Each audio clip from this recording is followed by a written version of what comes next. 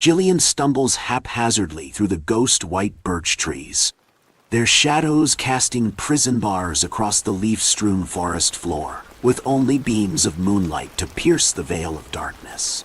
She winces as crisp leaves and twigs crunch and snap under her feet, the breeze blowing just hard enough to elicit a shiver as it makes branches send more leaves spiraling down into her hair. She shivers again, feeling eyes on her back, sensing she is being watched. She can hear quiet, sinister words among the whisper of the swaying trees.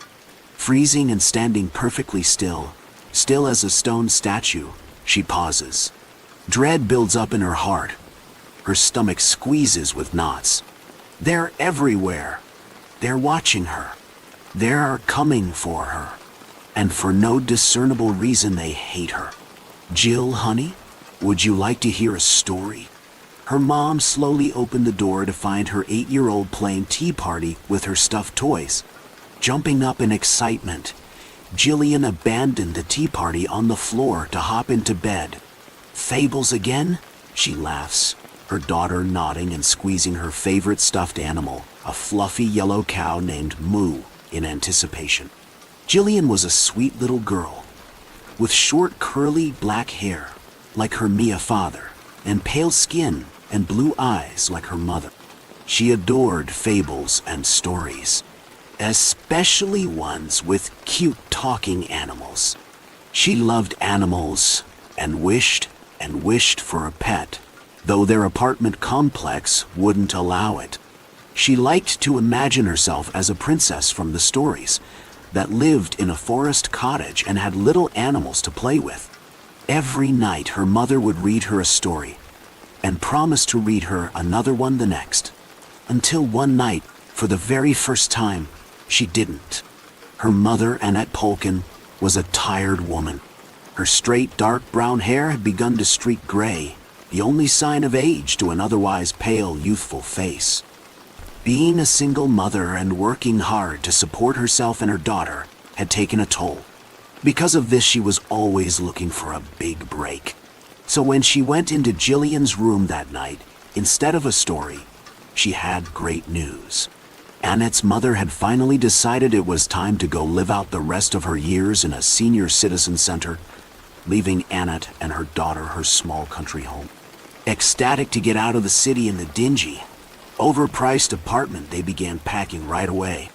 Annie had already located a job near their new home, and as soon as they could leave, they never looked back, certain they had found their story's happy ending.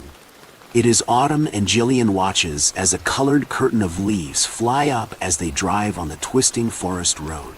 Crossing a bridge that goes over the stream, she watches the hazy sunlight glint off the ripples, her legs bouncing to the soft music her mother has on the radio as she props Moo up in the window beside her.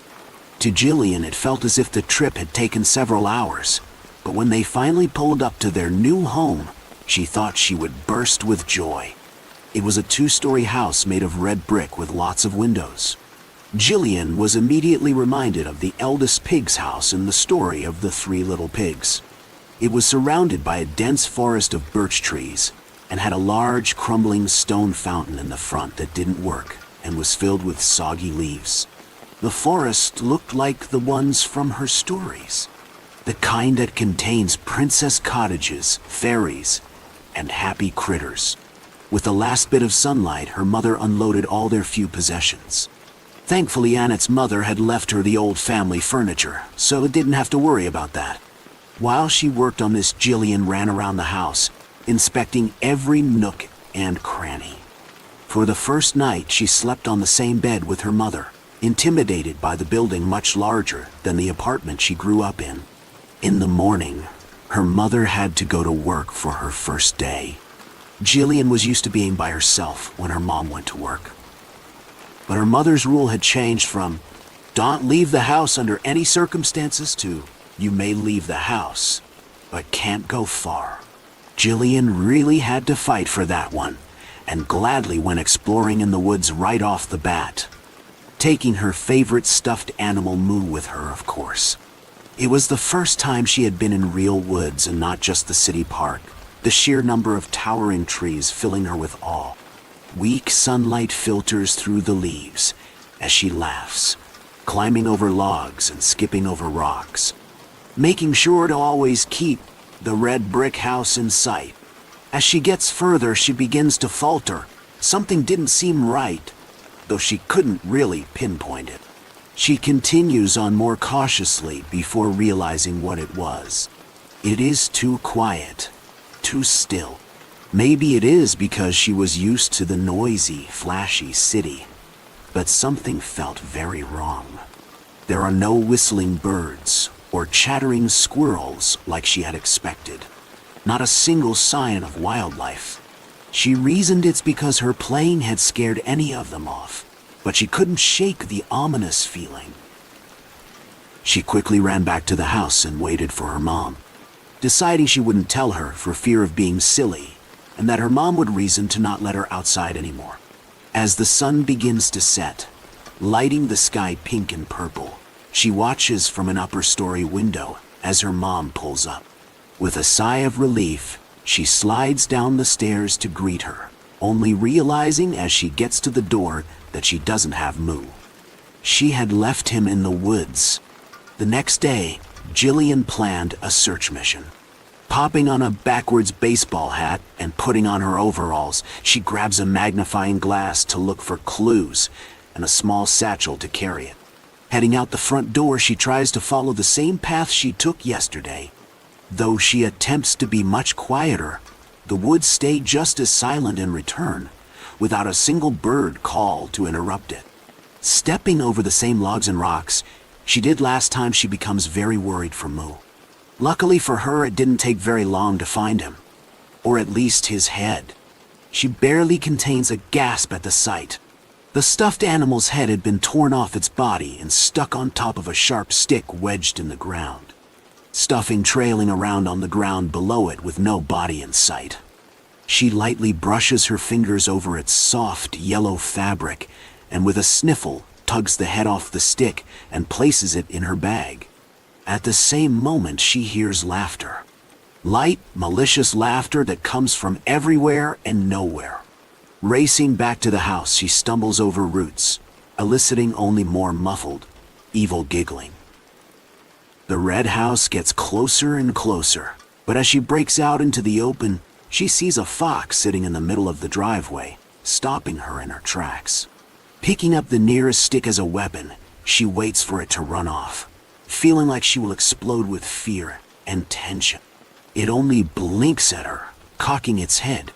It gets up and trots forward, stopping when she steps back, raising the stick.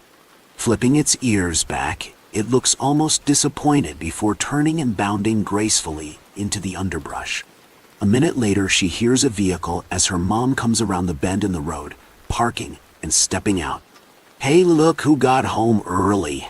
Are you playing adventurer or something?" Jillian didn't want to go into the woods again the next day. In truth, she was afraid. Who was in the woods? Who hurt her stuffed animal and laughed and laughed and laughed? She sat by the upstairs window contemplating this when she glimpsed a flash of red movement below. A fox, possibly the same as yesterday, sat in front of the house looking straight up at her. A little disconcerted by its presence, she leans against the glass to see it better. Bang! She almost tumbles out of her seat as a large blackbird hits the window, flapping its wings crazily and scattering inky feathers everywhere before landing on the sill. Its beady eyes piercing into Jillian's as it begins to peck, peck, peck at the glass. Down below, the fox paced intensely, with Jillian not knowing what to do. Then the bird starts whispering at her, inaudible chatter that sends chills up her spine. Snatching the curtains shut, Jillian regains her ability to move and runs downstairs, grabbing the broom by the door and peeking out of the large living room window. The fox is still there, but closer to the house, now staring at her, knowing she is there. He wasn't the only one that knew where she was at, though. The blackbird, along with another, land on the sill, pecking at the glass while a chipmunk and 2 squirrels climb up beside them, furiously pawing and scratching at the window. All the while they whisper. They murmur and chatter and laugh. Then a squirrel screams as blood splatters the window, and it hangs limply in the fox's jaws before dropping like a stone. The fox repeatedly leaps up, snapping at the animals with its sharp teeth and scaring them away. It runs back to the woods, sitting on the edge of the tree line, keeping watch. Her mother would be home soon, and she took the opportunity to run out with the broom and a rag to wash off the window, returning back inside as fast as possible. "Jill, honey, why are all the curtains shut? It's so dark in here." She felt like she couldn't tell her mother about any of this. Without Moo, she was all on her own. She didn't trust the fox. In fables, foxes were bad guys, sly, greedy, devious creatures that could never be trusted. Still, every day from then on, he sat by the fountain where it seemed like he was waiting for her. After 3 days, she climbed up on the kitchen counter, armed herself with a knife from the block, and leaning out the kitchen window above the sink, tried to speak to the fox. "Mr. Fox, you are a boy, right?" she asks hesitantly, only leaning as far out of the unscreened window as she dares. He nods in turn, so she takes that as a sign to continue. "Can you talk as well? Why are all these animals being so mean to me? Are you trying to help?" she asks almost desperately, and is trying not to get her hopes up or get tricked. After a long pause, he sighs. "Yes, I can talk," he begins as he wraps his tail neatly over his paws. "My name is Ruse. I'm trying to help you because I'm the only one that can. But why are they doing this to me?" I whisper fearfully. "Because I know they are listening, always listening. Because they can? I do not know. Perhaps they think you are a weak prey, and they are after your flesh," he says with an unmistakable grin. At this, she jerks back. "Then how can I trust you not to be the same?" Jillian huffs, gripping the knife against her unknown threats. "You ask too many questions," he answers, licking a paw delicately. Slamming the window, she resolves to avoid him along with the others. Her mother wakes her up in the morning with absolutely dreadful news. She has the day off, so she wants to go on a fun hike together. Hoping the animals would leave her alone with a strong grown-up present, she reluctantly agrees, not wanting to seem very suspicious. It's a lovely sunny day with nearly no clouds and little to no wind. As they walk, her mother comments on the pretty bird song and points to some squirrels scrambling up trees, even a rabbit hopping across the trail. Her mother doesn't see the animals stop suddenly as if they were statues, slowly swiveling their heads to stare with their beady eyes as Jillian looks back. Then naturally scampering and fluttering off again as her mother turns around too. She tried her best not to cling to her mother's jacket, asked to go home, asked to move somewhere else even. She didn't know if the animals merely wanted to scare her or had a more vile intent. These were not the jolly, helpful animals she had dreamed of. They were evil, and she was more a prisoner than a princess. It was as she was lost in these thoughts that she realized her mom had walked quite a ways ahead. She rushed to keep up, but barely made it 5 steps before a large creature barreled out of the bushes next to her. Not a sound was able to come out of her mouth before everything went black. Sirens. In the distance, she heard the barely audible shriek of sirens. Her eyes needed to adjust to the dark, but when she opened them, she saw a doe standing a few feet away. Sitting up carefully, she rubs her head, feeling very nauseous. Jillian gazes around to see she's in a clearing next to an old well made of large, broken bricks.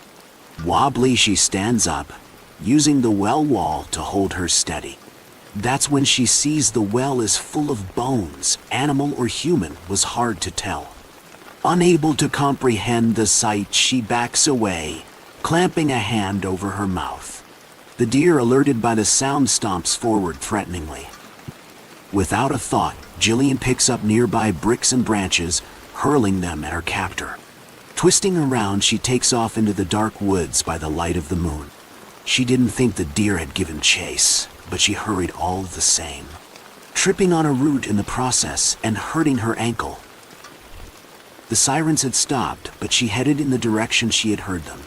She could still hear the whispering chatter of animals, but she tried to ignore it over her pounding headache. Suddenly, there he was.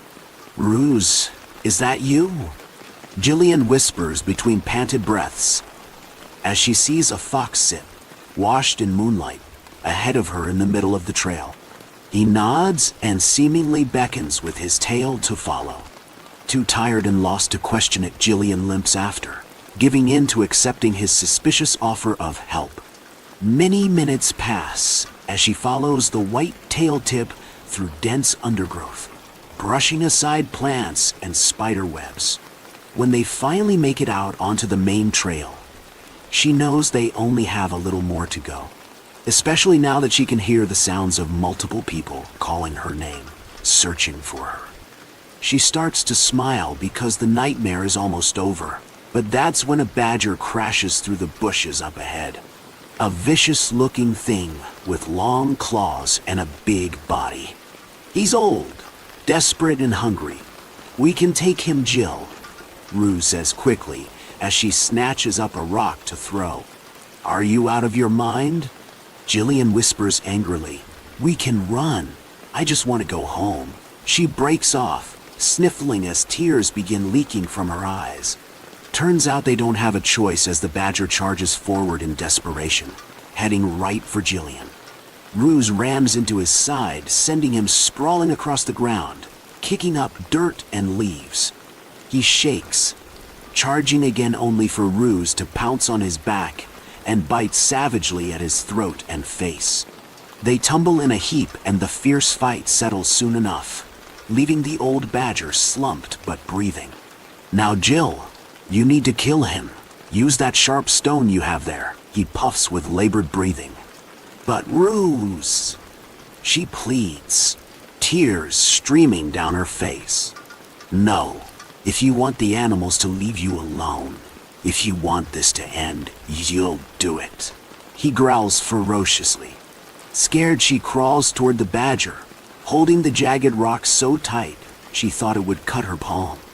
Lifting it high, she falters, looking to Ruse, who seems to grin sadly. "I won't be able to talk to you after this. Trust me, you're not the first kid this has happened to, and I'm sorry." "What do you mean, Ruse?" "The animals do this because we feed off innocence. It's been a long time since we have gotten a meal. Some of us are very desperate," he says quietly, gesturing to the old badger. "They like to scare their victims straight, bleed your innocence dry and kill you. I don't want to kill kids, believe it or not, and so I help them kill first. Either way, I'll lose my innocence." She gulps, her hands beginning to shake. "Yes, but this way you don't pay with your life," he finishes, staring her down as if he could force her hand. Staring back, as if it were a contest, she suddenly whips around, plunging the rock into the animal's neck. I see her. There she is. Annette yells to the nearby police as she rushes forward, the spotlights illuminating a silhouette in the trees of a little girl limping forward, blood sprayed on her clothes, and a determined look in her eye. She was no little girl, not a princess, a prisoner, or a child. She was Jillian. 5, please. Absolutely, he said as he pushed the elevator button. And there we were, rising in our silver lining box. Damn, he was hot. That 2-button navy business suit barely hid his muscles and broad shoulders as he leaned against the railing. And the goatee with a soul patch, sweet green eyes, and sinful grin. I averted my eyes as he shot a glance my way. The elevator buttons showed floor 5 and floor 6. Breathe, I remind myself. I straightened my little black dress. You here for the seminar? He asked. Yes, I'm attending the social platforming breakout session this afternoon. Not a bad seminar so far. Your accent is lovely. My brain shouted shut up, but my mouth had no ears. Welsh. Irish. The red hair and accent were a dead giveaway, he whispered with a wink. Smart-mouthed Englishman, I see. A ding! And then a slight jar. Saved us. Kept the rebuttal from destroying our polite banter. The silver doors opened with a rattle. I lingered a bit, wanting one last look at this interesting man. My floor. I nodded and walked out, digging through my clutch for my room keycard as the doors rattled back in place. The bell and rattle of the doors a second later signaled the reopening of the doors. Odd, I thought. Glancing into a well-placed hall mirror, I realized he'd exited the elevator a few seconds after me. My thoughts scrolled through every stupid move of every minor character in every horror movie I'd ever seen. His heavy steps followed right behind me. I thought to turn and say something, but my room was only 3 more steps. I stopped at room 518 and heard his laugh behind me. My eyebrow raised and head tilted. I turned to look at him as he circled around me until we met face to face. He leaned his shoulder against the wall, crossing those long legs at the ankle.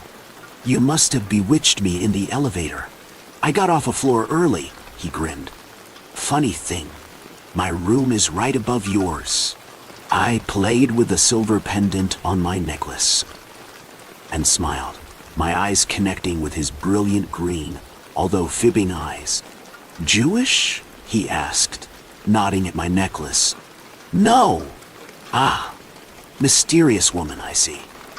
How about we do lunch together before the afternoon session and get to know one another, solve the mystery? I pulled my key card from the door. The green light signaled me to open the door. I smiled. An omen? Those eyes, that grin. Man, Dottie. Silver lining in 15 minutes? Hold the door for me? I said, pointing to the elevator. His laugh was infectious. Clever bird you are. Careful. Edgar Allan Poe had trouble with a bird, if I recall.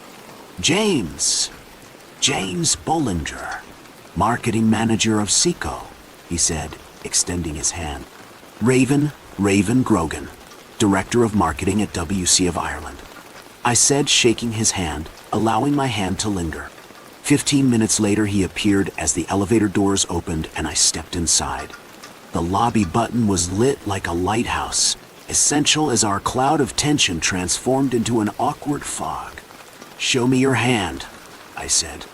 I turned his left hand palm up and checked for a wedding ring or wedding ring mark. Gently, I ran my finger across several lines of his palm. This is your lifeline, and this your heart line. No, disappointing. Due, ding, ding, saved by the bell. I'll tell you after lunch. Mean you are genuine colors, CI. An adorable Yoda imitation. I couldn't help but giggle. Trust me, you have no idea. After a lovely lunch, where I hung on his every word while eating escargot and cuisses de grenouille with a glass of sweet Lambrusco Rosso, I stole away to check in at WC in Ireland. On my cell, I whispered to Glinda. I found one.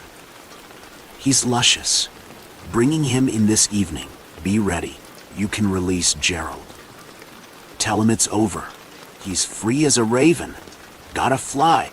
Ready for the afternoon session, Mr. Bollinger? Indeed. Then drinks after. Absolutely. We sat together trading glances, writing suggestive notes, playing footsie. Finally, he reached for my hand under the table. I don't remember a word of the lecture. Our steps slowed as we held hands and bumped into one another. Butterflies grew as we walked down the paisley-patterned hall carpet to the darkened bar with its thick cherry wood bar and silver-plated mirrors. I couldn't believe my luck. Such serendipity. One elevator ride and everything changed. Wine? Not too much, but yes. I responded wryly. Wine, not wines.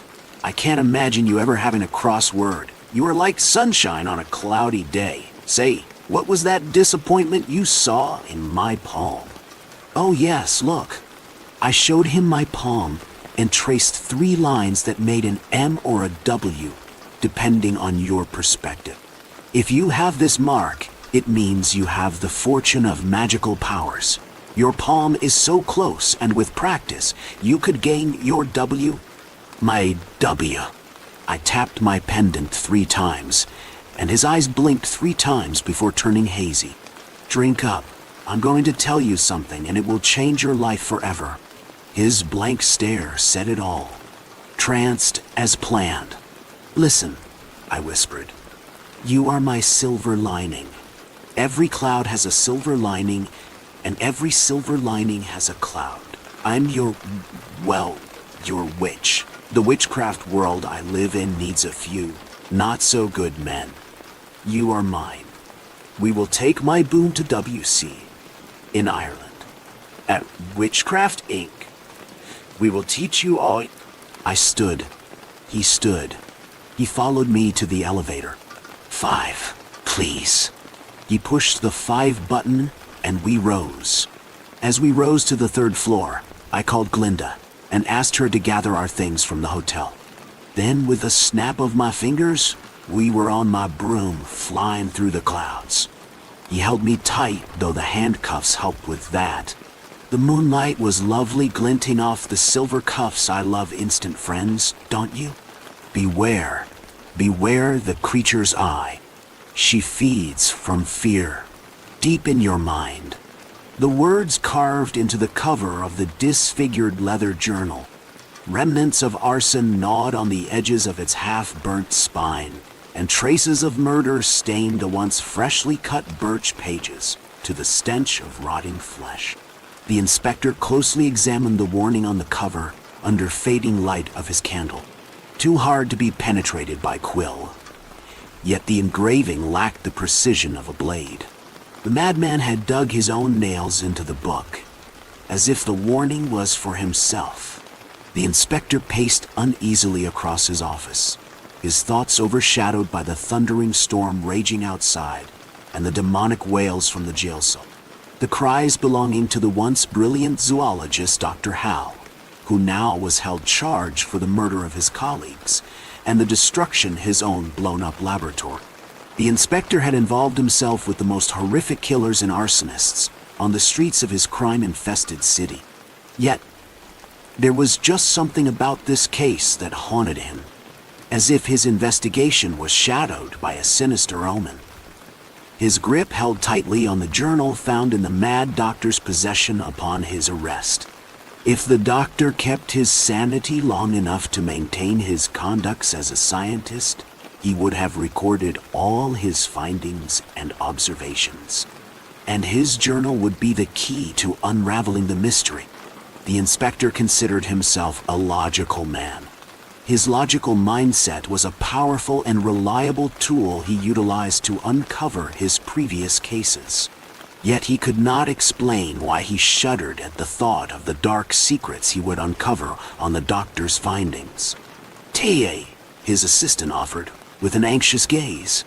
"Please," he replied, as his fingers slowly slid under the front cover to reveal the first page. "I sense this night has much to offer." 10th Aug, 1889. Upon my expedition in the sub-Saharan deserts, I happened to come across an archaeological discovery. I found myself in what seemed like a burial chamber, surrounded by strange symbols and drawings, possibly hieroglyphics from the language of an ancient kingdom. At the center of it all was what appeared to be the most curious statue I'd ever seen. I initially thought it to be a deity of an old civilization, a mythological goddess, a human-like body, 6 arms positioned as if ready to pounce onto a prey, with its spear-tipped claws, the body swarming with what appears to be eyelids, mapped out like blood vessels, all eyes shut, all but one, the giant eye that envelops its entire face, from the right corner of its forehead to the left center of its chin, stretched open as if it were a python swallowing its prey whole. Within the eye, a set of 3 pupils and 3 irises, streaking across like claw marks. 3 precise pinholes in the pupils jabbed through the head. Archaeology is beyond my field of studies. Statues and discoveries of such would be nothing worth recording in my reports. Yet, something about this figure seems almost organic, as if it were once a living being, or rather, still is. I simply cannot rule out the possibility that I've discovered a new prehistoric species. As faint as the possibility may be, I must be certain. It will be taken back to my lab for further analysis. 17th Sep 1889. The subject is truly fascinating. We've been working tirelessly, running numerous tests. The stones show properties of both fossilized carbon and decomposed tissue. Yet, it still seems too intricately preserved to not be a man-made structure. These may be the thoughts of a man showing first signs of becoming senile, but I could have sworn the statue was broken into more and smaller fragments when we first discovered it. A self-joining material, perhaps? If that were the case, my discovery could truly revolutionize the future of the modern world. The inspectors noticed the end of each following entry appeared to contain a tally. 53 he counted beneath the first, second, and third entries. The number at first seemed to remain a constant pattern, until a following entry ended with 52, then 49, a few entries later, until slowly reduced to 45. 7th OT 1889. My suspicions were correct. There are fewer and fewer fragments on the stone, and the remaining pieces appear to be growing. The subject is self-healing. The material it consists of is indeed a self-repairing one. It appears to have a memory of its own to return to its original form. If anything, this further supports my theory that this was indeed once a living being. Or perhaps still is. The archaeologist's letters were folded between the blood-stained pages, the bleeding ink blended among the red. The inspector closely observed each mark on the page, reading carefully between the fragments that remained intact, decrypting as much of the message as he could make out. My dearest friend, hope this letter reaches you well. I'm writing to inform you that I've deciphered the inscriptions at the site of your discovery. The language is in fact Aramaic, and I must say, they're of a rather sinister nature. I, as much as you, am not one to believe in ancient curses or the paranormal of sort. But if your theory stands correct, and it is indeed a fossil or a mummy, then I'd advise to heed these warnings with great caution. Inscriptions you found at the burial site speak of a most terrible creature who lingers in the shadows and feeds off fear and insanity. Legend goes, these creatures are the reason we fear the dark. They are the reason why we turn our heads towards the strange flicker in the corner of our eye, the reason why we hold our breath at the sound of creaks nearby. They are the reason why we search the corners of our homes for monsters, why we glance back at the empty corridor, waiting for something to appear. Humankind never needed such instincts to survive in the natural world. But we evolved to protect ourselves from creatures of her kind. They called these creatures Pterophoclin, or loosely translated, insanity eater, mouthed the inspector. A sudden gust barraged through the window without warning, extinguishing the flames of the dying candles.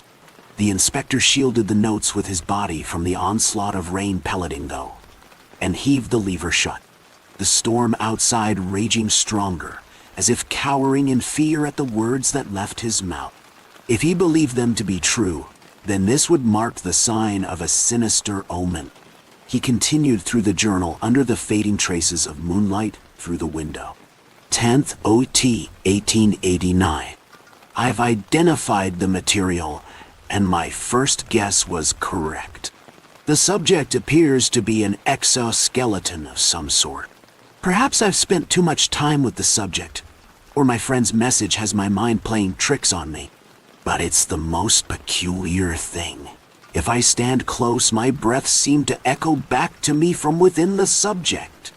And if I listen carefully, it's almost as if I can hear it calling my name.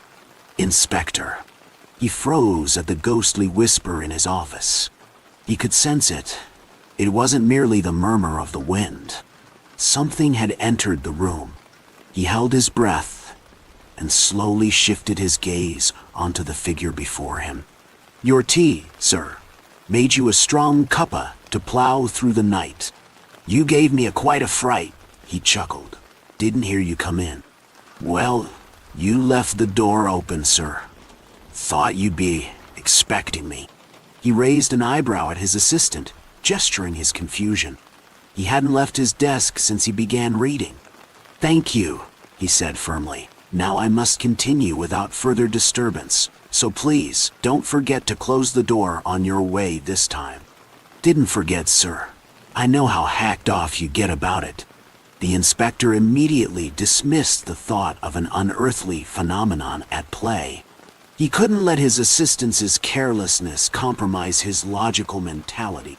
He took a few deep breaths to regain his focus and continued through the journal. 2nd Nov 1889. I've named the subject Eve. Though I regard myself and my methods rigorously logical, my reasoning on this instance simply do not concur. Just as the periodic table fell into place in Mendeleev's sleep, this name simply appeared in a vivid dream. One I cannot recall having. Eve, the mother of all mankind. Whatever this creature once was, I may be the first to have discovered her kind. I only await my good friend's word of confirmation.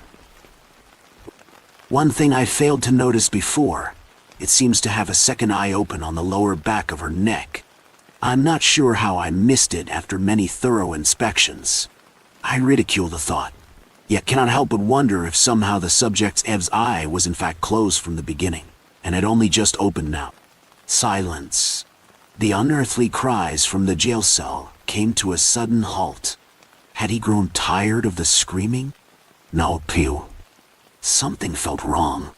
Disturbed by the lingering suspense, the inspector beckoned his assistant to check upon the mad doctor, before he continued deciphering the archaeologist's second message. My dearest friend, letter reaches you in good health. I myself have not been. I've remained awake for many days now, unable to sleep, haunted by. We've studied the sample you kindly sent us, and we can confirm your theory correct. It is indeed the remnants of a once living creature. Deciphered more of the messages left by the ancient tribe, and bring information on the nature of your creature. Few have seen its true form and lived to tell the tale. What you see before you is merely a vessel, a human at last occupied, undergoing metamorphosis to change into the creature's true form. I've had my artists recreate the images we found at the burial, which I have enclosed within this letter. I must warn you, the image haunts me even in sleep. The inspector clutched his grip on the archaeologist's letter, trembling violently, staring wide-eyed at the horror before him. A swarm of eyes wrapped around like blood vessels over its twisted and tangled body, wrapped by its 6 arms clawing out like the branches of a dead tree. It stood its 4 raveling tentacles, spread like splatted blood, across all corners of the page. But its most horrifying feature, the eye that fissured its face in 2 halves like an open jaw. Its lashes spiked out like the teeth of a great white, with the 3 distinct pupils and irises streaked across like claw marks. 12th Nov 1889. Another eye has opened. I now realize the subject is neither mummified nor a fossil.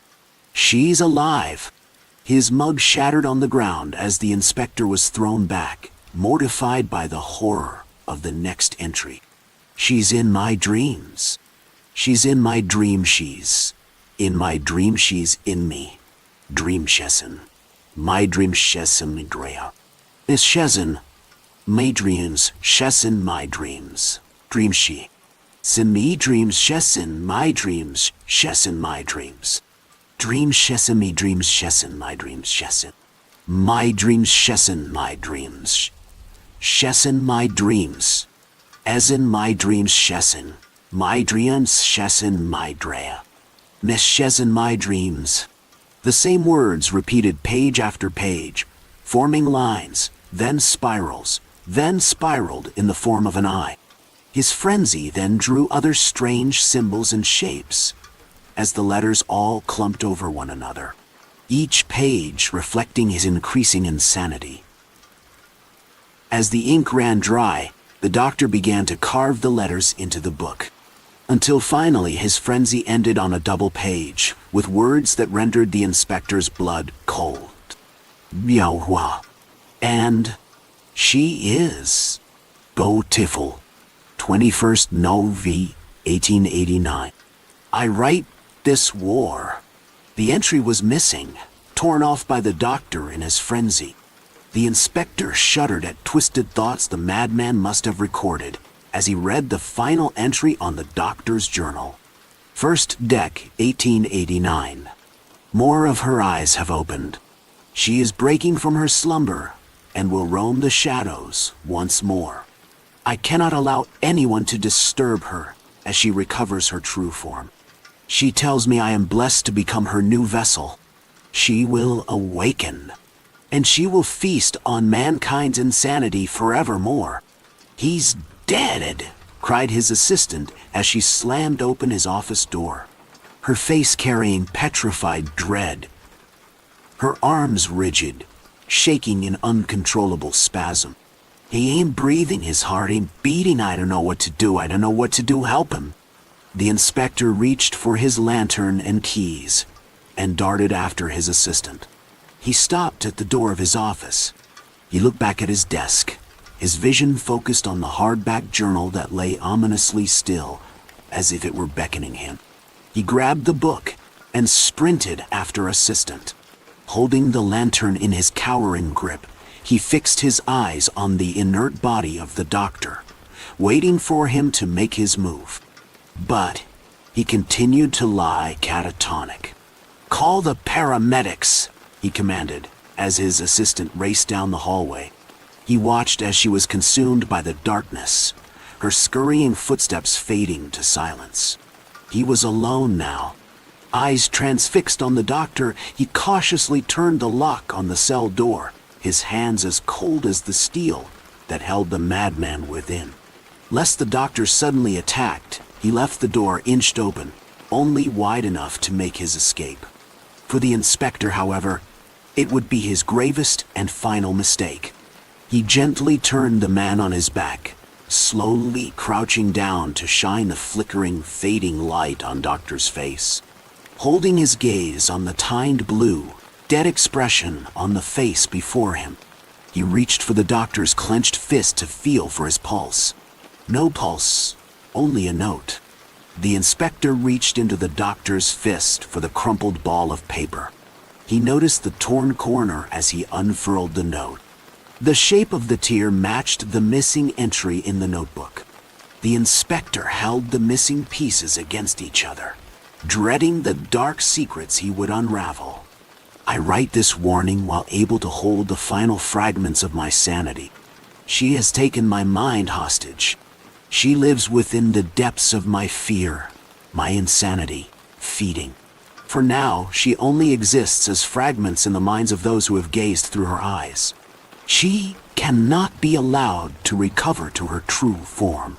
So long as she continues to repair her former vessel, she will grow stronger as each eye opens the more she feeds. Forgive me. It is too late to save them. I must sever her connections to all who have fallen prey to her gaze. I must take drastic actions to prevent her invading our world once again, Any means necessary. My final warning. Do not gaze through her eyes. It uses its eyes to trap its prey and latch onto their minds. Once her eye is embedded into its host, she hooks herself in the victim's brain and projects herself in the shadows, triggering fear and paranoia within her victim, feeding off the insanity. Those who gaze through the holes pierced through her eyes fall mercy to her grasp. She's taken control of my mind, and she's had me draw her image in the book. Do not look through the image. Even that which holds the image of her eye, too falls under her gaze. The final words echoed in the inspector. Overwhelmed by dread, he frantically flicked back page after page, back to where the insanity took its clutching grip on the doctor. Beware, beware the creature's eye. The warning droned repeatedly in his mind. It was there, hands quaking with tremors of fear through his veins as he fixed his wide-eyed gaze at the ink-bombed pages. In my dreams, Shessen, my dreams, Shessen, my dreams. As in my dreams, Shessen, my dreams, Shessen, I dream. Shessen, my dreams, Shessen, I dreams, Shessen, my dreams. Eames, even that which holds the image of her eye, too falls under her gaze. 3 holes pierced through the dead center. The letters shaping to 3 distinct irises and 3 pupils, all slashed across from the right corner of the double page down to the left, taking the form an eye. Her eye did. The inspector tore the pages of the journal, clawing away in frantic spasm. He dug his nails deep into the blood-stained pages and slashed his way through the book. He slammed down his foot repeatedly, fracturing its spine, crushing the clawed, hardback leather. With a final blood-curdling bellow, he smashed his lantern over the shredded remnants and set ablaze the cursed notebook. Gasping desperately for air, having escaped from drowning under waves of terror, his eyes flickered with the flames that engulfed the cursed ink and blood-painted pages of the journal. Too late. Inspector, whispered the voice from within him. The doctor's body flung upwards, stretching and twisting into knots. Cracks appeared throughout, tearing his fibers open to reveal a swarm of eyes, blinking furiously, rolling corner to corner in unison. His pale blue-strained skin blackened into an abyss of shadow, and his face fissured its jaws open to reveal its eye. Its lashes spiked out like the teeth of a great white, with the 3 distinct pupils and irises streaked inside like claw marks. You've fallen prey to my piercing gaze, and now I forever remain within the depths of your mind. I am free again. I will be every shadow, every whisper of the wind, every sudden movement in the corner of your eye, every monster in every corner you look, in every empty corridor waiting to appear, and A flash of lightning illuminated the room, and the wind howled through the barred window of the jail cell, extinguishing the flames.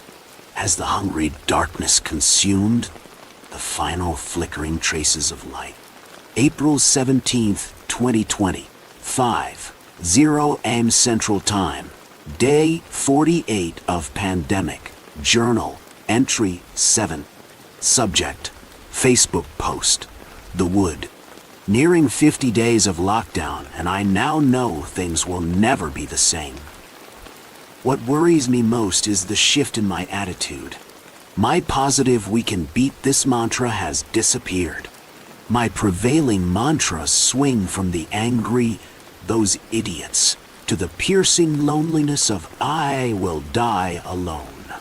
Touch, a simple hug, remains longed for, needed the way a newborn and mother seek bonding, the way a worn wooden deck absorbs sealer to keep it from falling apart.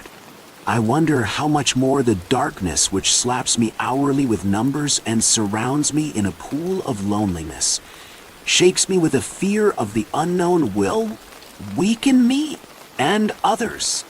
What will happen to humankind? Today I wrote a comment on Facebook. Rereading it later, it showed a clue to the future. I know from my work as a sociologist, this post signaled the outset of humanity's adieu. Cleaning the kitchen led to pacing until my hair crawls with an imaginary virus. Overshowering is a problem too, I remind myself. But I take my second shower anyway. This post appears an important clue for future analysis. April 17th, 2020. Thanks for the Facebook pictures. Spring covered my wood in buds and powdered it in a rare April snow. Your wood, though across the Atlantic, looks greener than mine. It makes me optimistic the apocalyptic cycle will not start here in the United States.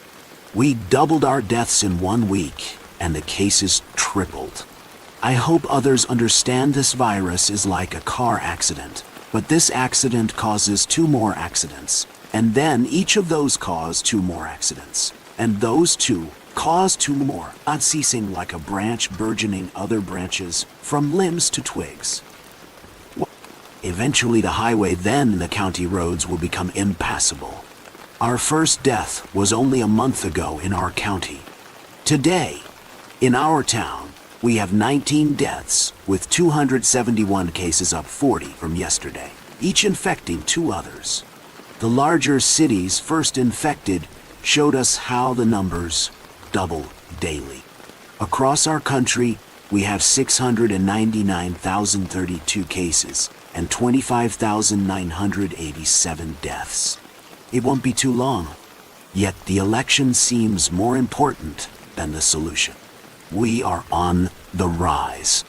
After watching Nyan La come so close to collapse, I wonder how my small, less powerful community will do. It will be months before lockdown lifts. Every day seems surreal and longer. I don't remember snow this late. I'm feeding the chipmunks robins and baby bunnies Cheerios. Ha! It's all I got. They look as stunned as I feel. Through windows, I survey my subdivision.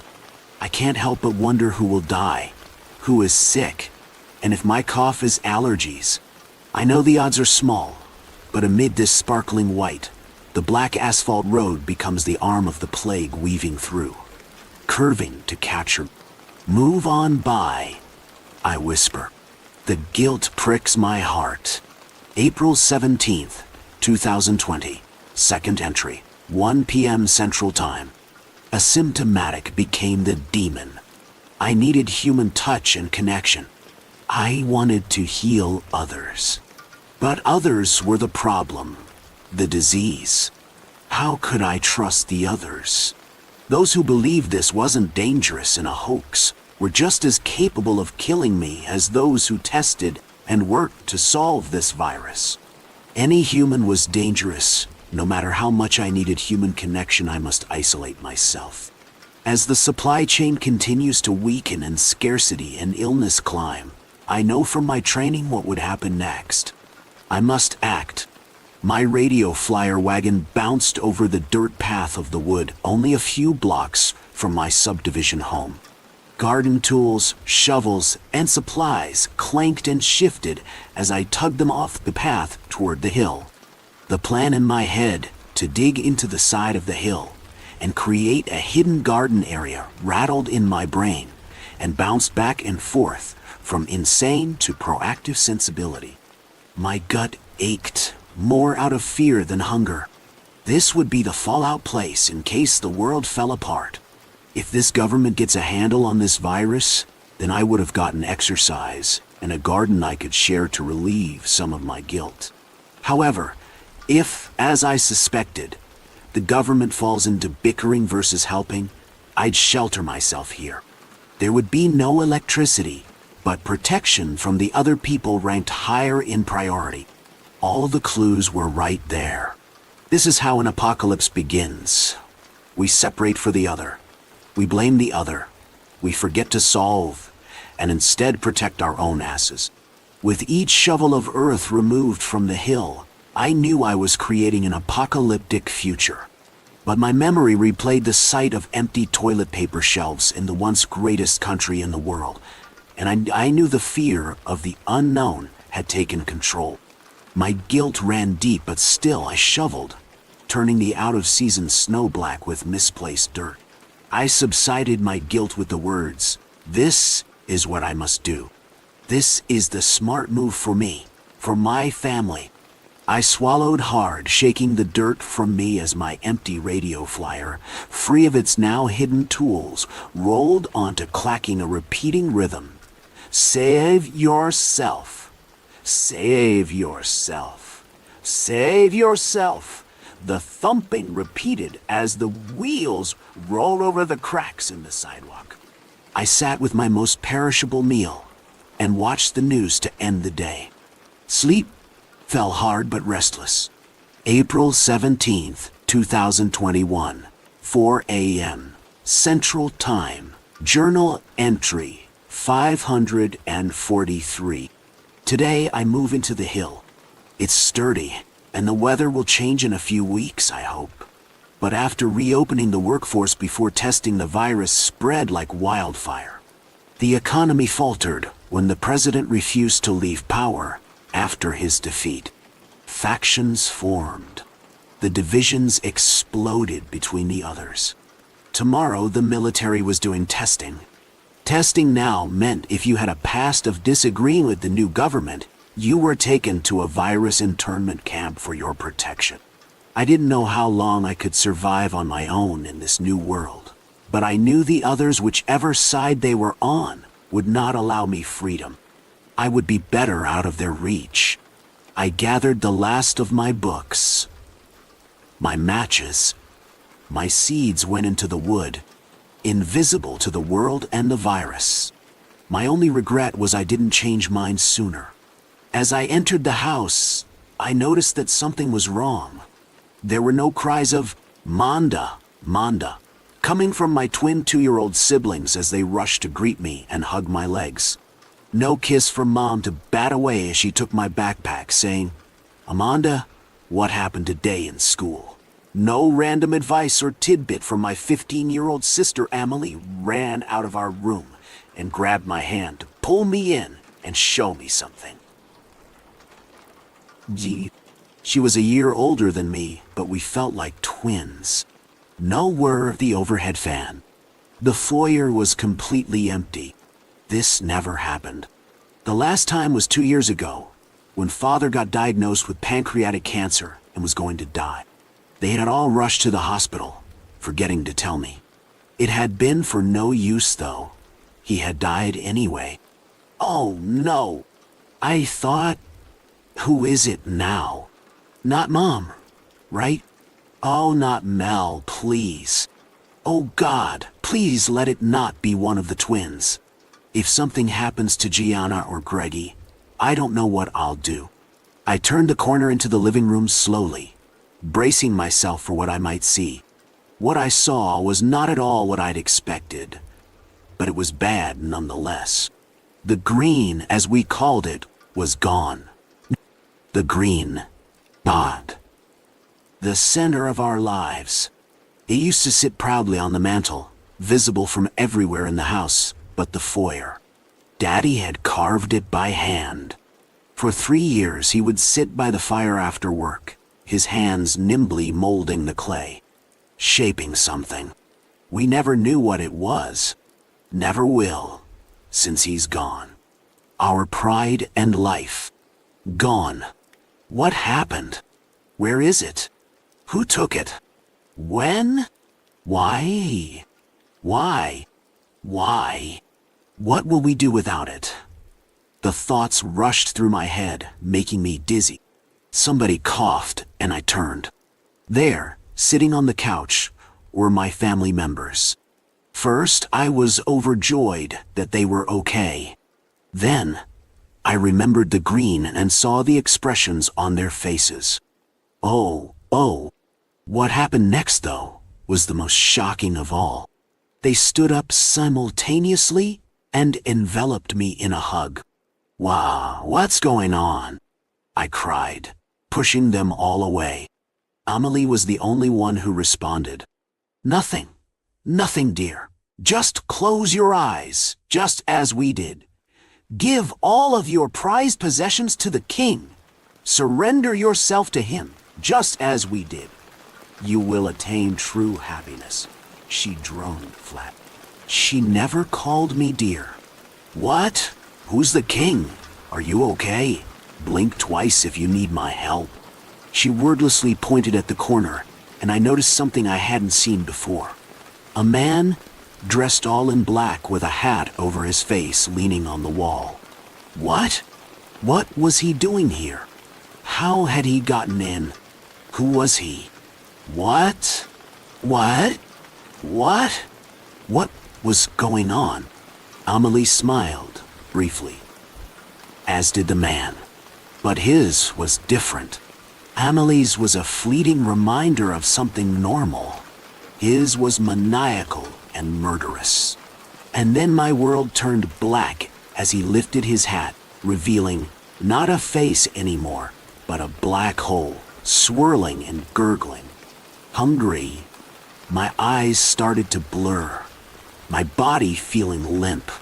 I started to run the other way, grabbing as many of my family's hands as I could when he spoke. His voice was deep and rumbling, hypnotic. I turned to face him. I had to. There was a force pulling me towards him. Don't go. Stay. Don't you want the truth? Don't you want peace and happiness? The kind words didn't match the cold, calculating expression. The truth about what, anyway? But somehow, I couldn't look away. Maybe it was his voice, or how his gestures seemed to be pulling me towards him, or how he seemed sad. I could never refuse someone who was sad. So I stayed and I listened until I didn't even know what he was saying. I just knew that I believed it, and I trusted him, and that he would do what was right. Then he snapped his fingers, and I was shocked back into the present. I looked around me, dazed. I didn't understand what was happening. Then the earth beneath me started to rumble, and the bamboo floorboards that Daddy had made years before when he was apprenticing a handyman cracked under our feet, and we all tumbled into a black pit. All but him. He hovered above us, cackling. The black hole replaced once again by a face, though this was no comfort as the face was cruel and crazy. My family had returned to normal and were crowding around me. He lifted his hands, and I saw a shimmer. I saw the green floating in the air in front of him. I reached towards it, trying to jump out of the hole, the pit of darkness and despair. But something was holding me down. I searched the eyes of the man, but they were emotionless, betraying nothing, like the trained assassins on a show me and Mel liked to watch. What was it called? I don't know. But this was no time for such trivial thoughts. I doubted we'd even be able to watch TV after this was over, whatever this was. I saw our TV sitting right outside of the pit. The man, or the king I suppose, noticed my gaze and pushed the TV in the pit with us. Mom only had eyes for the green. She was sobbing, reaching for it, screaming, falling, over and over again. Mom never cried. The only other time I had seen her like this was the week that Daddy died. Nobody made Mom cry. Nobody. Not even strange men with superpowers and black holes for faces. I screamed, a blood-curdling scream, as G.I. and Greggy would tell me later, their only memory of the moment. I leapt out of the pit, the evil no match for my sheer will. I reached towards the green, thinking, foolishly, that once I had it everything would be normal again. I was too absorbed in my thoughts, so I never noticed when the man's hand fell to his side, and then, just as quick, drew back up, pointing at me. I didn't notice the electricity shooting towards me. I didn't notice anything until it zapped me, right in the forehead. I fell down into the pit, down into the darkness. I vaguely heard somebody calling my name.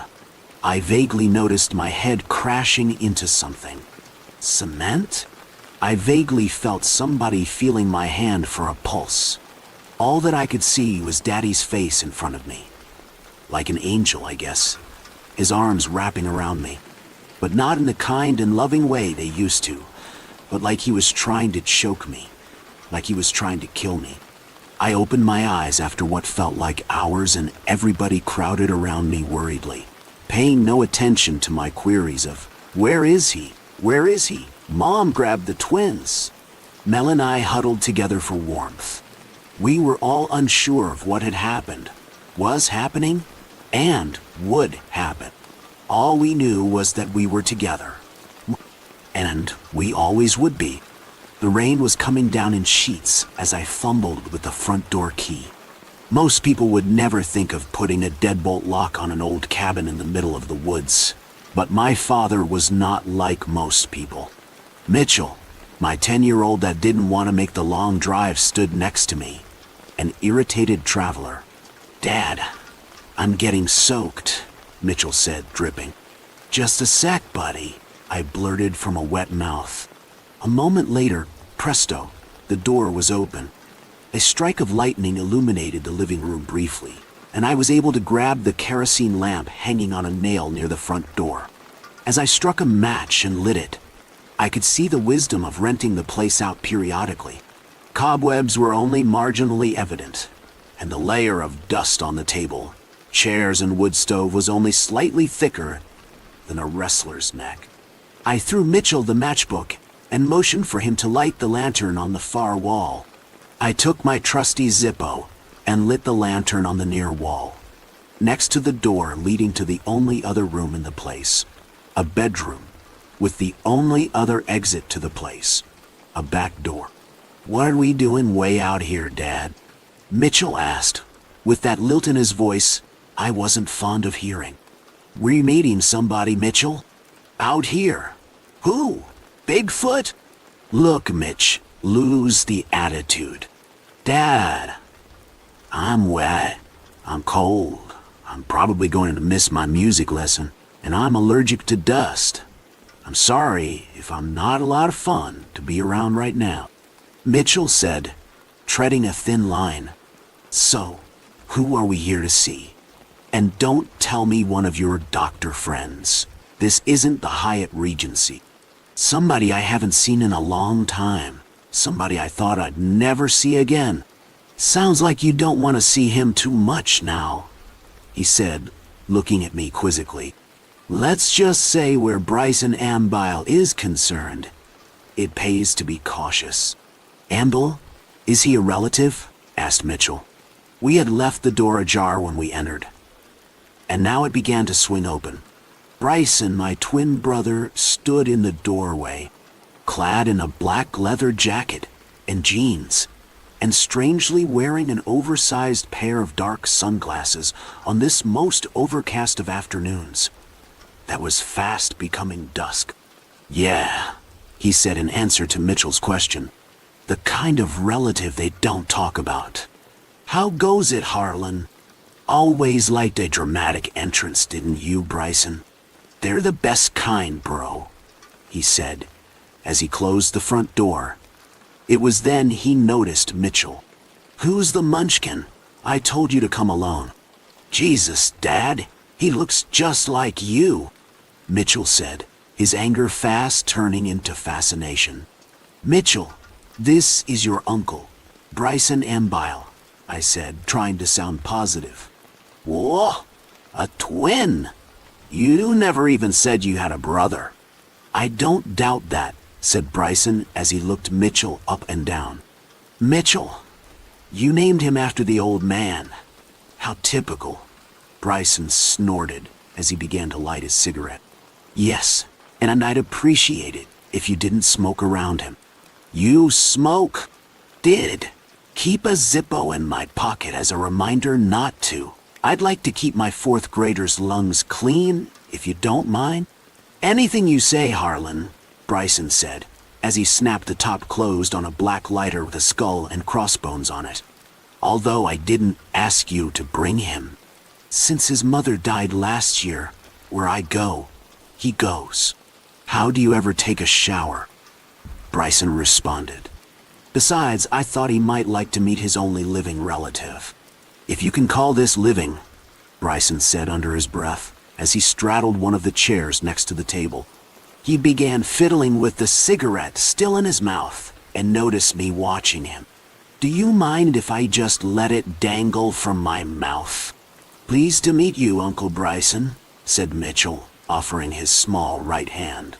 Looks like you've trained him well enough, Bryson said, looking past Mitchell as though he wasn't there. But this isn't about your progeny. This is important. Oh, I'd say he's pretty important. Guess you've never been a father, I said, as I saw Mitchell awkwardly withdraw his outstretched hand and walk back to my side. I've never been a fire hydrant either, but that doesn't mean I don't know what it's like to get pissed on. Bryson shot back. Thoughts of our dad's volatile relationship with Bry swirled in my head. The time right here in this cabin when we had just turned 7 and Dad brought us up here for the first time to fish. Bry had gotten a hook stuck through his thumb. Dad made him pull it out himself without breaking off the tip. It left a scar, in so many ways. Look, Bry, I'm sorry you and Dad weren't close, but you brought it on yourself sometimes with that damn chicken shit attitude. I said after the memory parade had calmed down a bit. Hey, no prob, Harley. Dad liked you. Mom liked you. Even the dog liked you best. Of course, I didn't give a shit about Mom and the old man, but I really liked that German shepherd. Bryson said. Not that I care, but where has Biker Boy been for so long? Mitchell chimed in. I don't know, Mitchell. Your Uncle Bryson disappeared fresh out of med school. He was a genius in genetics research even back then. All his professors said so. Rumor had it he was recruited by the government. You mean this guy's a doctor, like you? Mitchell said, disbelieving. Oh, he's a doctor all right, Mitch, but not like me. Yeah, my patients occasionally live, Bryson said, cutting me off. My dad's an oncologist, said Mitchell, seething. He helps people who have cancer and saves a lot of them. What do you do, big man, besides suck on cigarettes? Take it easy, Mitchell, I said, trying to restrain myself from hugging my newfound defender. Okay, Bryson, cut to the chase. Why here? Why now? After all these years, why not Mom's funeral? Why not Dad's? You know, why not Dad's? Bryson snarled.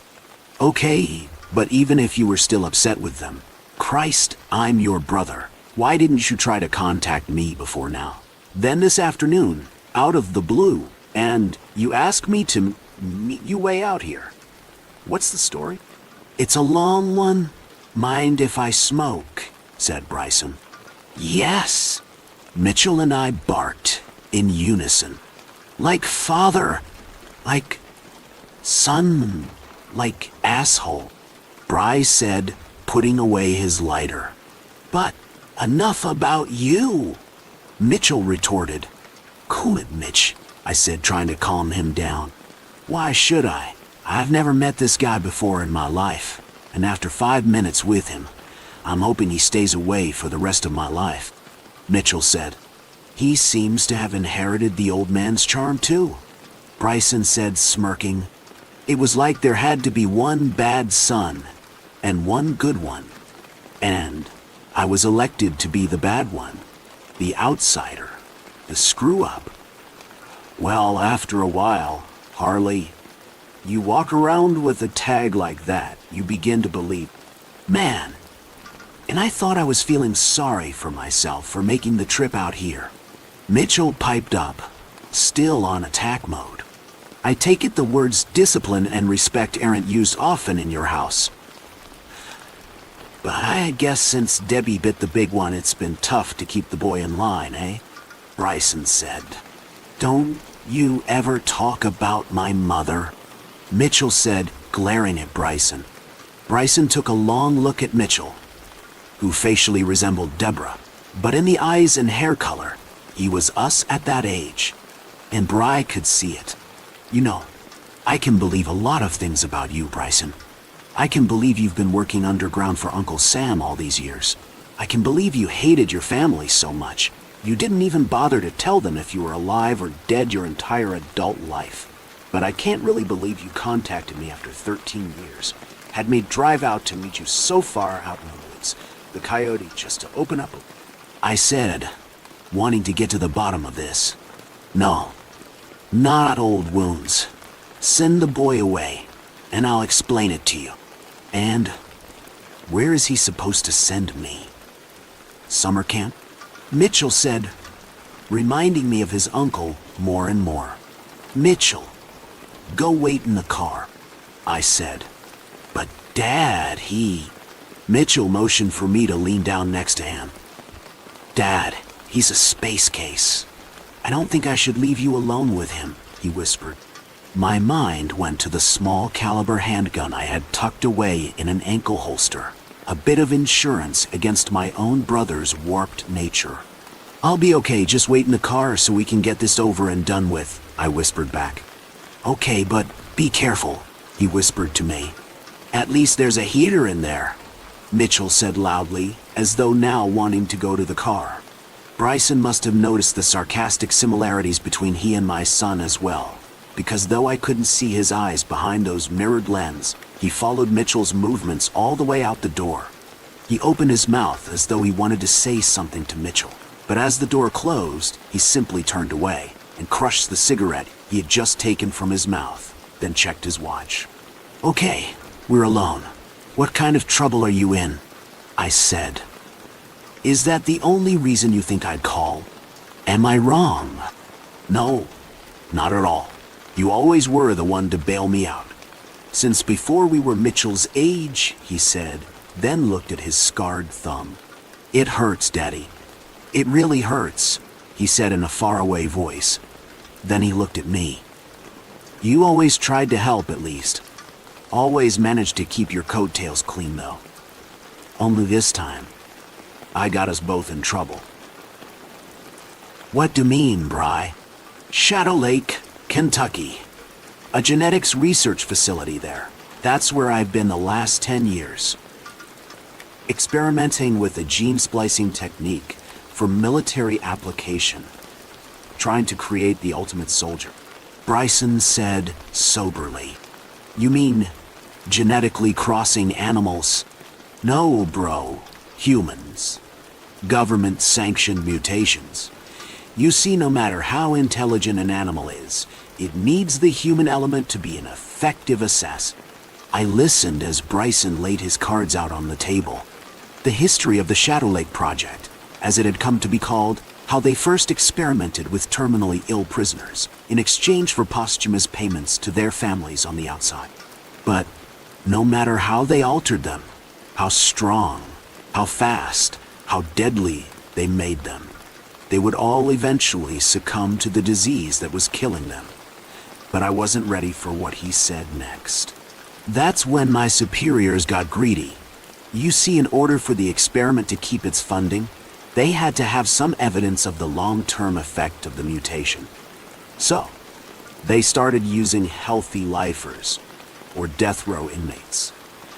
When I heard about it, I suggested they subject all potential recipients to a psyche screening first, to weed out the absolute," Bryson said, seemingly pained to recall it. "And did they?" I asked. "Hell no. To be honest, Harley, how many habitual offenders and death row inmates do you think could have passed? So, we had the dregs of the Kentucky prison system lined up to become the most powerful creatures on Earth. And we gave them that power, never thinking." He stopped short, then said again, "Never think." He then poured out a tale that would make Mary Shelley turn over in her grave, of men who looked normal, but were endowed with unbelievable strength, speed, eyesight, hearing, or tenacity. Then he spoke of the failures, beings just as powerful as the others, but horribly disfigured by the treatment. Monstrous man-beasts that would sometimes go mad at their lack of humanity. Or was it the researchers that were lacking in that? He spoke of a revolt by these hybrids, which had taken to calling themselves the Shadowmen. So, they took over the facility, killed most of my colleagues except for Marienthal and few other key players, like me, he said, chewing on his knuckles like he used to when we were kids and we were in trouble. Who's Marienthal? I asked. Project director.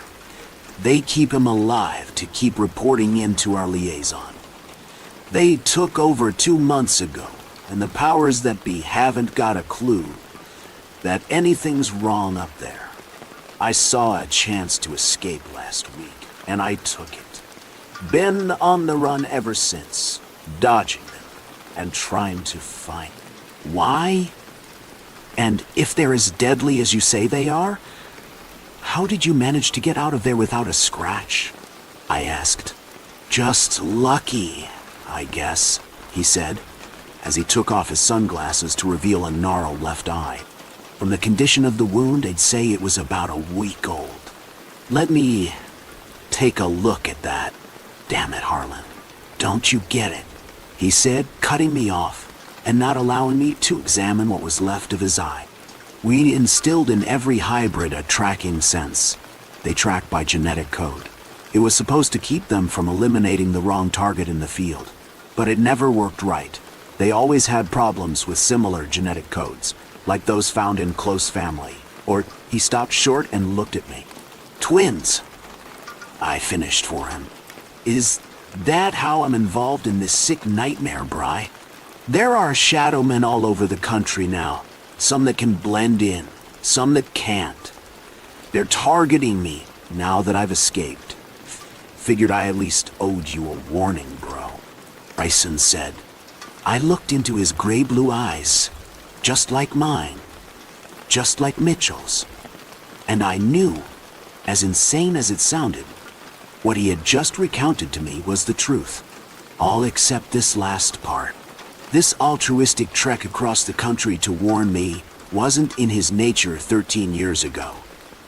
And I had my doubts that this experience had changed him for the better.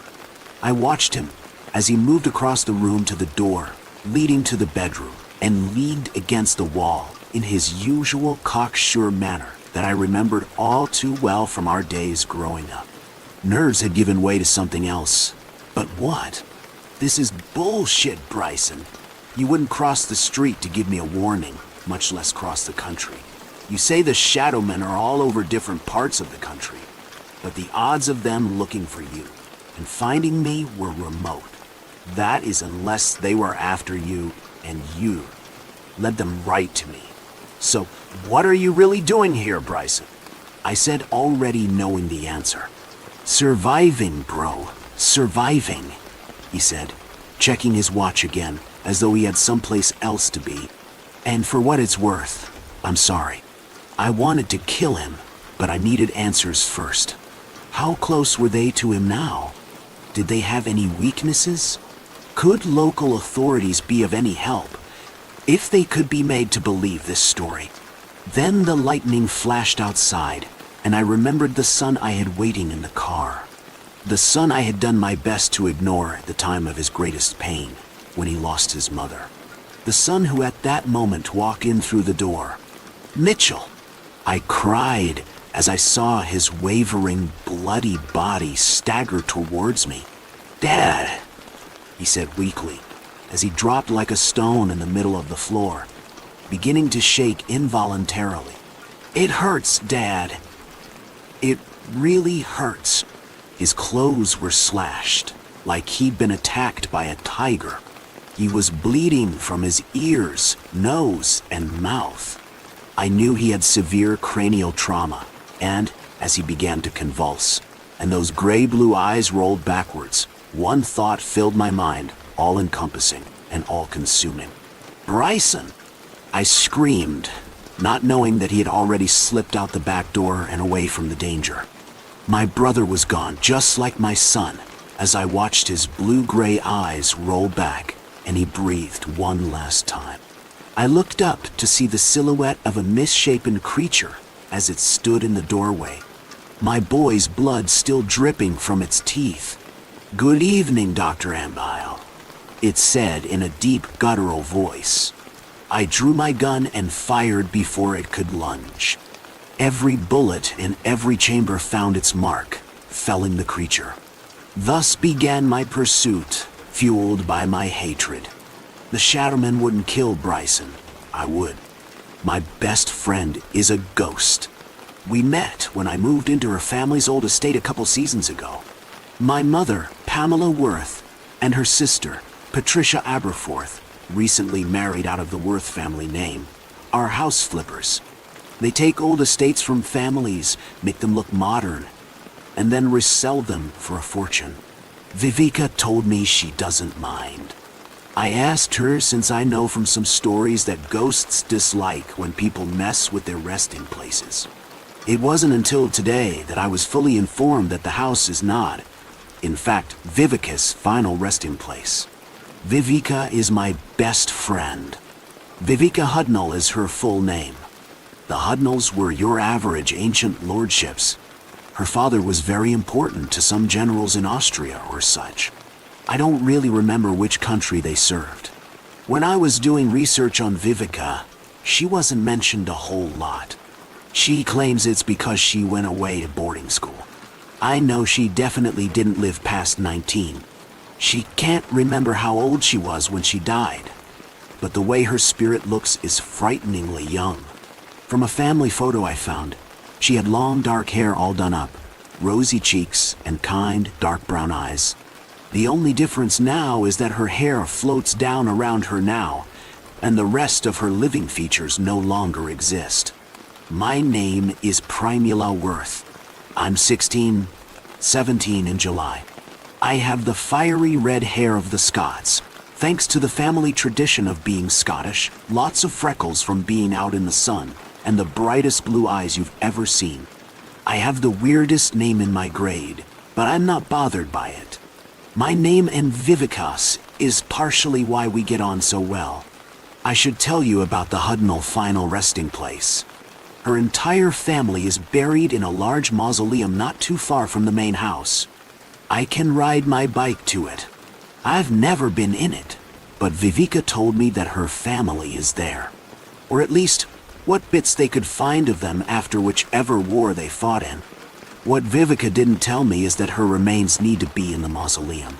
I was surprised to hear they weren't in there to begin with.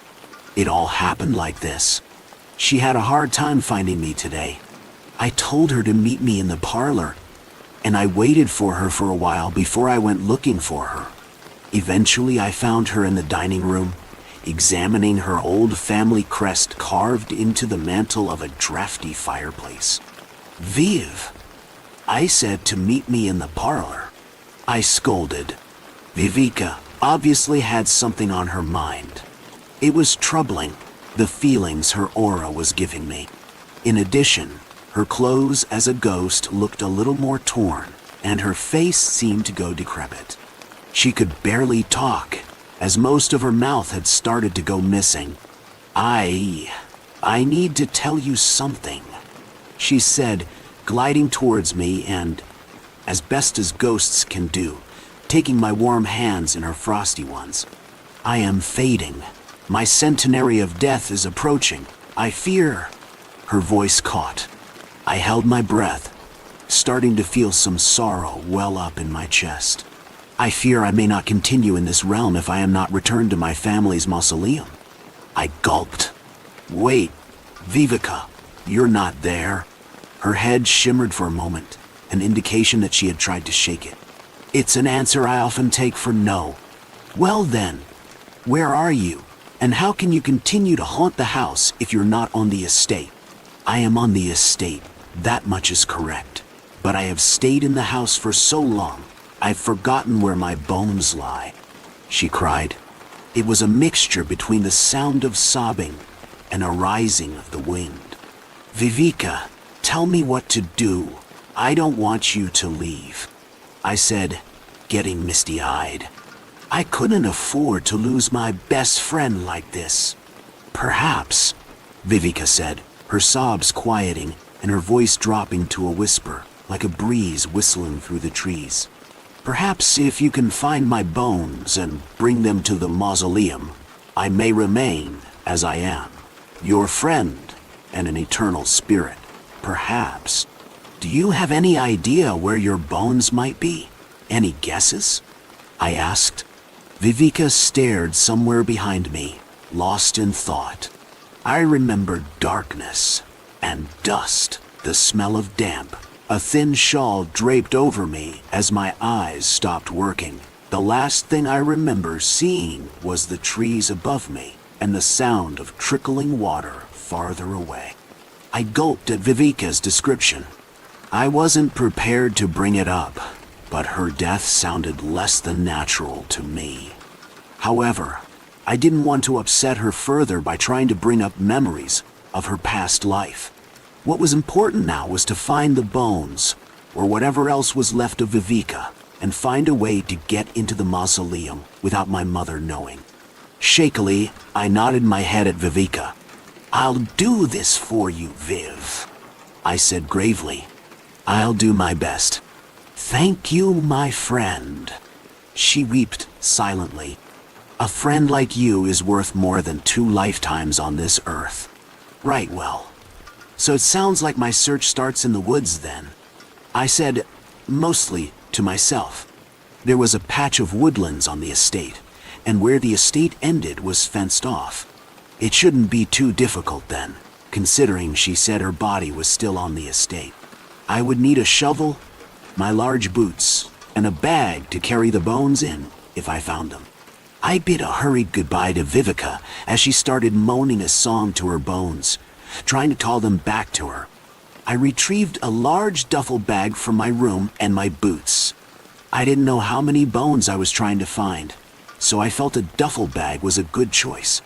Finally, I found an old shovel in our shed, and I started off into the estate woodlands. It was much darker than I had anticipated in our woodlands. It was cloudy outside, the overcast day lending to my increasingly gloomy mood. I tread carefully, watching my feet in the dim light as I crunched through crisp leaves. I didn't want to accidentally crush Vivika's bones if they happened to be closer to the surface. I dug a little bit in a couple of places, but not more than a foot or so. I really had no idea what I was looking for based on Vivika's description. I just tried my best to imagine myself in her shoes in certain spots, and if it felt right, I dug a little. I reached the perimeter fence in less than 10 minutes. It was just one of those plastic construction fences, kind of tacky and not very sturdy. It really made the estate seem smaller, having it all fenced in like that. I peered over the fence for a minute, just to see what was beyond our estate. All I could see was this steep gully, with a small, burbling creek, trickling its way through the dark black mud. I turned to head back into the woods, when my jacket caught on the fence. Startled, I tried frantically to remove the fibers of my jacket from the fence. I only seemed to become more entangled, as then my sleeve became caught in the fence. To make matters worse, I noticed the earth beneath my feet becoming loose, crumbling down into the gully below. Frustrated and in a panic, I waved my arms, ripping my coat from the plastic fence, only to lose my balance. My frantic motions made me top-heavy, and the earth beneath me crumbled in a massive chunk. I ripped through the plastic fence as I fell, taking it with me as I tumbled through clay-like mud and leaves to the bottom of the gully. Stunned and bruised, I groaned as I slowly got to my feet.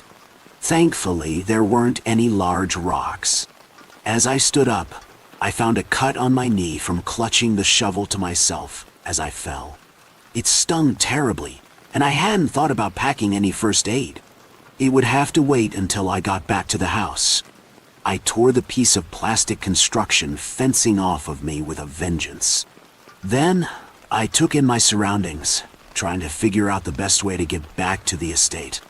The creek water was cool and soothing as it seeped into my boots, and as I looked down to check that they were still laced, I saw some peculiar-looking white rocks at my feet. I leaned down for a closer look, thinking I'd bring something interesting home for myself. I picked one up, and suddenly, a shock ran through me. These are Vivica's bones, I thought to myself, stunned by the gruesomeness of holding another person's bones. And I've landed right on them. They must have ended up outside of the estate due to the gully's erosion. I mumbled aloud to myself, examining the bones further before gently placing what I could determine was Vivica's into my muddy, wet duffel bag. I will admit, I only knew they were Vivica's bones because I had this sense that something ancient and unsettling had gone wrong.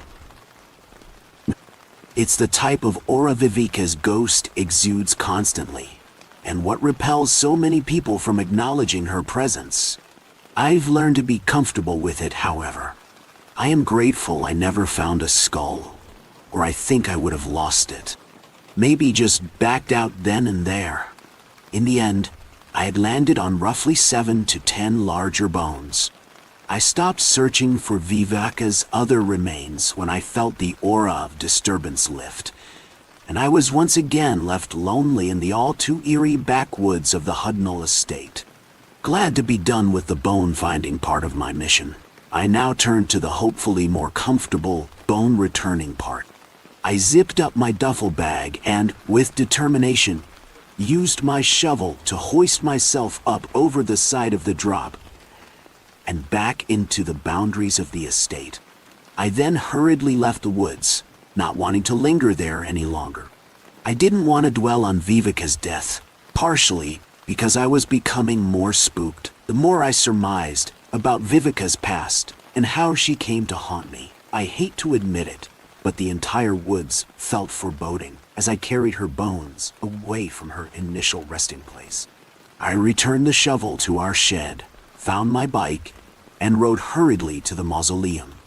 While I had been at the house, I peeked into our dining room window to see if Vivica was still there. She was not. Instead, it was my Aunt Patricia, whom I waved at before riding off to the mausoleum. I could only hope that Vivica was visiting some other room and would be there when I got back. I dropped my bike as soon as I reached the doors of the Hudnall's resting place and frantically tugged at them, hoping for some give. However, they were locked, as they always were. I was starting to lose it a little bit, frantically pacing on the steps as I tried to figure out what to do. I just wanted to get rid of these bones and have my best friend back. I was desperate to just sit and have tea with Vivica once again, like we would usually do around this time of afternoon. As I started to feel panicky, I saw, out of the corner of my eyes, a pair of cellar doors leading into the mausoleum. Hurriedly, I took a deep breath and heaved on the cellar doors. They opened with a cloud of dirt, causing me to cough and sneeze for a good minute. After the dust cleared, I looked down into steps that led into darkness. Thankfully, I had thought to pack a flashlight, figuring that the mausoleum would be dark inside since it didn't have windows. I was not, admittedly, thrilled to be treading into the underbelly of the vault. My dim flashlight was not the most helpful, especially with all the dust I was kicking up. Dust motes floated in my vision as I walked further into the crypt. It was hard to tell where to go, given my limited view. To my left were some barrels, God knows what was rotting in them. To my right was the crypt wall, covered in spiderwebs. I didn't want to touch anything, and as I trembled, I thought I could hear squeaking. I scuffed my feet on the floor, trying not to trip on any loose stones. My eyes watered as I tried not to sneeze, but I was also fully fearful that I would find something else stuck down here in the crypt. Perhaps the bones of one of Vivica's siblings, hiding out down here to escape some horrible fate, only to have wasted away. My imagination ran wild with thoughts like these. Suddenly, I heard a clattering from my left, as if something had been knocked over. The barrels started to tumble, hitting the wall behind me with loud thumps as they hit the wall and splintered. Amongst the ruckus, I could have sworn I heard footsteps and the faintest sounds of someone breathing. I shrieked, the noise echoing off the crypt walls and piercing my own ears. I ran for the other end of the room, carefulness be damned, and ended up running into the railing of a dilapidated staircase. Scared out of my wits that something was still coming to get me, I ran up the staircase. The staircase was so old that as I ran up it pell-mell, with the weight of my living flesh and the added weight of Vivica's bones, one of the steps splintered apart and shattered beneath me. If I hadn't had my other foot on the next step and my hand on the rickety railing, I would have surely fallen through and broken something. I cried out in alarm as I fell suddenly and groaned in pain as my pants tore and my leg became scratched by splinters. I gulped back my tears of panic and wiped my hair back from my now sticky, sweaty face. I could feel a cool breeze blowing down from the top of the stairs. I was almost there. I just needed to be careful. Slowly, I removed the duffel bag from my shoulder and threw it to the top of the steps. It hit the back wall and fell with a loud clatter. I winced. "Sorry, Vivica," I whispered. Then I gently pulled my leg from the hole in the stairs, steadying myself between the cold stone wall and the wooden stair railing. It stung more than the cut on my other knee had, and I was suddenly looking forward to taking a hot bath after this entire ordeal was over. Gingerly, I put some weight on the next step and managed to finally crawl my way up to the top of the stairs. After taking a moment to recollect myself and catch my breath, I pushed open the hatch above me with a loud, hollow bang. I scrambled up into the cold mausoleum air, although it really wasn't much a change from the damp, dusty air below it. Having dropped my flashlight in my panic, I had to fumble about with my hands, tracing out the carved names of the Hundle family until I found Vivica. Being unable to open her tomb, I simply laid out the bones on top of it, hoping that would suffice in the fickle world of the dead. I left the mausoleum after that, being able to unlock the doors from the inside. After struggling to push the heavy doors closed, I retrieved my bike and soberly rode back to the main house. My mother certainly was in a state of shock when she saw me. "Primula, my goodness, what happened to you, darling?" I burst into tears as she rushed to my side. I cried because, truthfully, I had been through a lot, but also partially because I couldn't feel Vivica anywhere. I made up this story about getting tangled in some barbed wire in the woods, and my mother and aunt fixed me up just fine, with a little concerned scolding here and there. They made me promise to never go into the woods again. I told them that wouldn't be a problem. After a hot bath and a change of clothes, my aunt gave me some chamomile tea and suggested I wait in the parlor until dinner was ready. I numbly agreed. As I entered the parlor, I just felt cold and hollow. "Vivica," I whispered, but she did not come. Tears threatened to choke me, but I told myself not to cry. Vivica should be coming back after all. I had returned her bones. I slumped into a parlor chair and sipped my tea reluctantly.